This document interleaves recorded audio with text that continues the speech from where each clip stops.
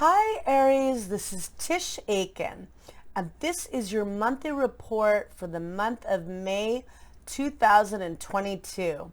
Huge time because we are in eclipse season, and Pluto, which is the planet of death and regeneration, stationed retrograde on April 29th in your house of career and life goals at 28 degrees and 36 minutes of the cardinal earth sign of Capricorn. And you feel that build up 5 days before and 5 days after. And that can bring major transition, major power changes, major beginnings and endings. And then you add to that we are in eclipse season, and there was a partial solar eclipse that occurred on April 30th at 10 degrees and 28 minutes of the fixed earth sign of Taurus in your house of income, money, possessions, and what you value. And it's a partial solar eclipse, so the sun, moon, and the earth are not completely aligned, but the moon partially covers the sun's disk, and it is like a new moon on steroids, and it falls in your house of income, or it fell in your house of income and money. And this could bring big financial opportunities, and a lot of focus is on your finances right now because the solar eclipse occurred there. The sun is transiting in Taurus, bringing light to that area of your chart, and the north node of karma is also transiting there, beckoning you to find new ways to be creative and to explore new ways to make money. There are 5 points transiting in the mutable water sign of Pisces, but that will soon change. So that is inviting you to get rest and to manifest and to work with your imagination. Juno, which is an asteroid of partnering. Mars, which is the planet of action and the ruler of your sign. Neptune, which is the planet of dreams and spirituality. And Jupiter, the planet of good fortune and expansion, as well as Venus, which will enter your sign this month. And that is awesome. Actually, the 2 benefics of the zodiac are going to enter your sign. Venus, the planet of love and beauty, making you extra magnetic and attractive to all around you. And Jupiter, the planet of opportunity and expansion. So this is a really big month for all, because eclipse seasons always are, but a really big month for you. So we start the month, and on May 2nd, Venus enters your sign at 12:10 p.m. Eastern Daylight Time, where it will transit until May 28th. And this is really good for fixing up your appearance, for socializing, for meeting people. If you're single, it's excellent for meeting new people, but just good for having some fun and bringing some beauty to your life. On May 3rd, Jupiter forms a helpful aspect to Pluto, the planet of transformation, and this occurs at 6:33 p.m. Eastern Daylight Time, and that's a very good pairing for financial partnerships and for getting things accomplished, and that could bring you good professional opportunities. On May 4th, Mars forms a helpful aspect to Uranus at 11:47 a.m. Eastern Daylight Time, and that could be good for financial and creative projects. It's a very inventive energy and good for getting things accomplished on the spot even. On May 5th, the sun meets up with Uranus at 3:22 a.m. Eastern Daylight Time, and that occurs in your house of money and income, and that could bring surprise opportunities to make money. There could be surprise challenges as well. It's definitely an interesting day, likely, And then on May 6th, Mercury and Venus form a harmonious aspect, and that occurs at, I don't remember when, at 2:01 a.m. Eastern Daylight Time. And that's creative and romantic and social energy. And then on May 7th, the sun forms a helpful aspect to Mars. And that's a really good, passionate and invigorating energy and good for feeling confident and powerful. And on May 10th, Mercury retrogrades at 7:47 a.m. Eastern Daylight Time at 4 degrees and 50 minutes of the mutable air sign of Gemini, which is the sign it rules. And it retrogrades initially in your house of communication. So often when Mercury retrogrades, we hear from people from the past. There can be breakdowns in communication or in transportation or travel, but it's a time of reevaluating things, reassessing, returning to things, hearing from people from the past, and, reassessing again, figuring out how things are going.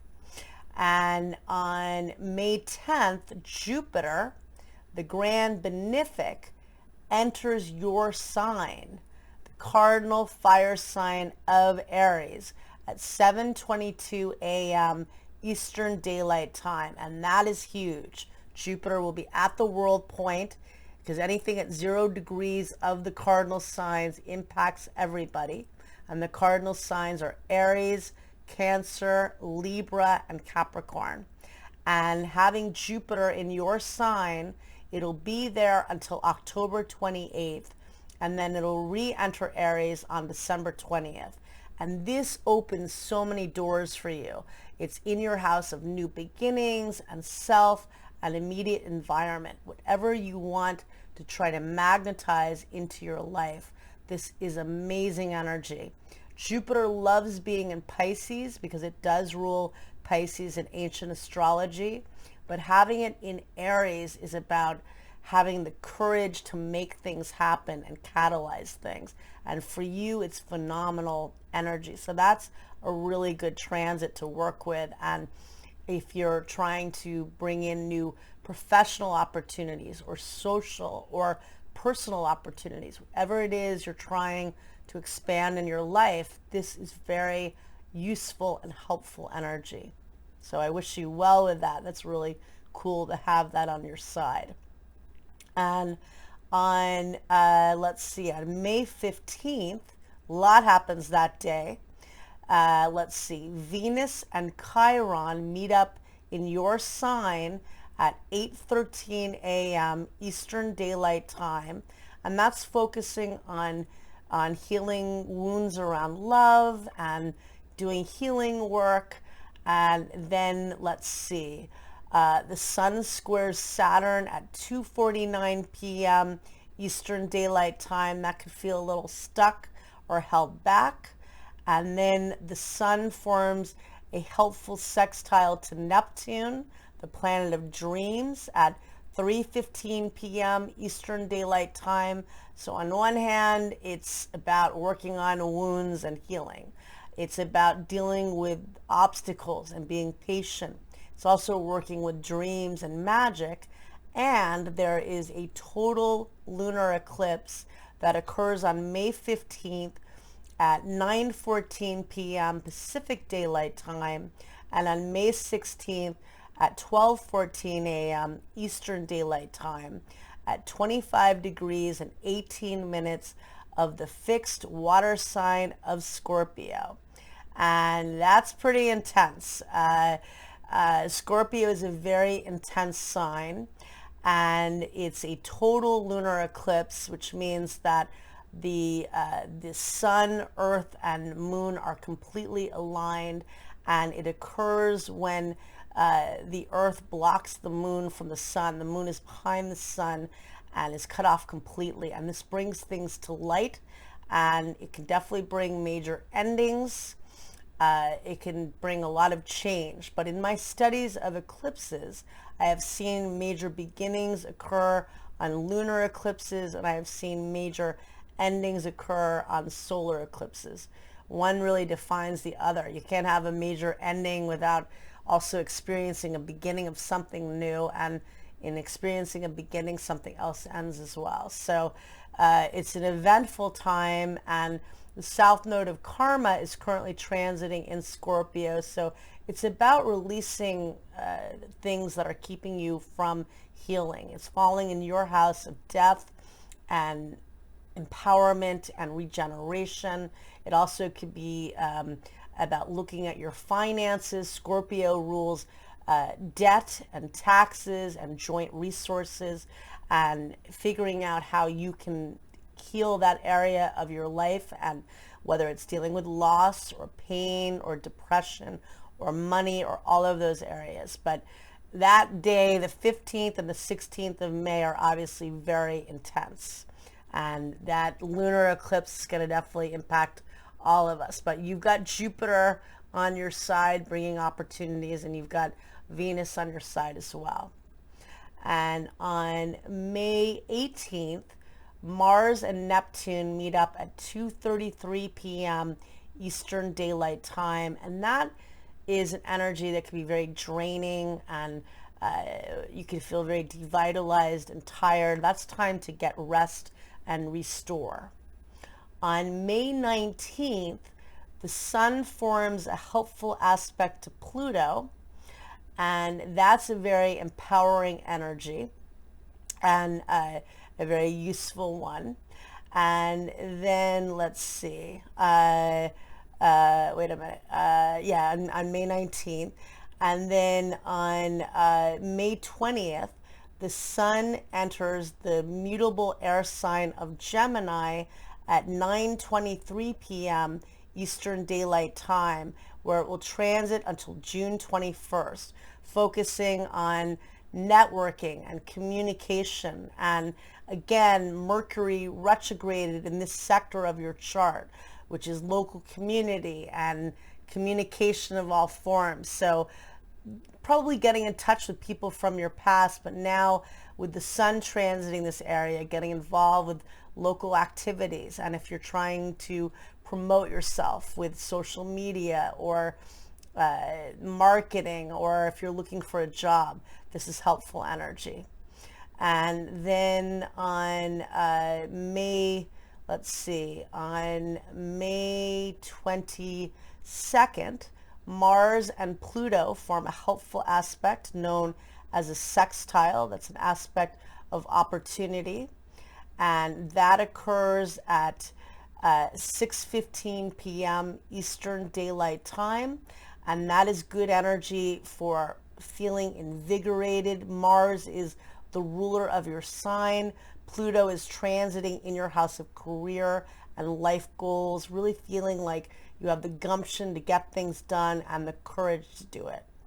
And on May 22nd, Mercury re-enters the fixed Earth sign of Taurus, where it will station direct on June 3rd at 25 degrees of Taurus, and then it leaves Taurus altogether on June 14th. But that's occurring. So Mercury is retrograding in two signs. So now it's re-entering your house of income and money. So a lot of focus on your finances this month as well, between the eclipses and now Mercury re-entering your area of income and money. And on May 23rd, the Sun forms a helpful aspect to Jupiter, the luckiest planet, at 3:54 p.m. Eastern Daylight Time. Good for networking with other people, good for communication and writing. Even though Mercury is retrograde, this could be a good time for reaching out to people that maybe you want to reconnect with, or maybe ideas you're returning to, projects or writing, And on May 24th, Venus, the planet of love and beauty, forms a helpful aspect to Saturn at 7 o'clock a.m. Eastern Daylight Time. That's good for financial situations. It's good for commitments and with business. So that's a very good energy. And then on May 25th, Mercury, the planet of communication, forms a helpful trine to Pluto at 2:29 a.m. Eastern Daylight Time, and that's really good for empowering yourself through your thoughts and also even your finances through networking and brainstorming and empowering your thinking around your money. On May 27th, Venus squares Pluto, and that's an intense energy. That's not an easy one. That could bring breakups or challenges at the workplace or financially, so kind of laying low with that energy. But on May, let's see, I missed one thing very important. Oh, on May 24th, Mars enters your sign. That's the other big deal. That's a huge deal.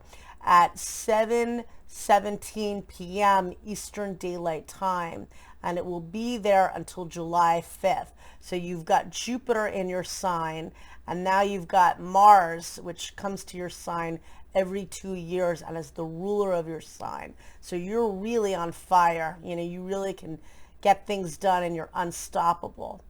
And Mars and Jupiter meet up on May 29th, and that's a really auspicious energy. And that occurs at 6:31 a.m. Eastern Daylight Time. That's an aspect of good fortune.